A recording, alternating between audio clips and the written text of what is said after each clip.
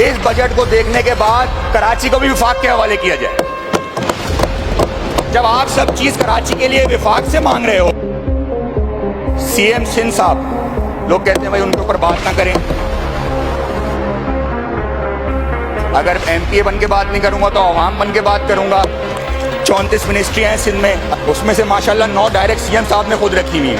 Revenue इनके पास, कच्ची आबादी इनके पास, कोऑपरेटिव इनके पास, यूनिवर्सिटीज एंड बोर्ड इनके पास, फाइनेंस मिनिस्ट्री इनके पास, इंटर प्रोविंशियल कोऑर्डिनेशन डिपार्टमेंट इनके पास, पब्लिक हेल्थ इंजीनियरिंग इनके पास, रूरल डेवलपमेंट इनके पास, साइंस एंड इंफॉर्मेशन टेक्नोलॉजी इनके पास, 118 एमपी हैं, सर्विस जनरल एडमिनिस्ट्रेशन इनके पास, और सिंध हायर एजुकेशन के 42 अरब भी इनके पास।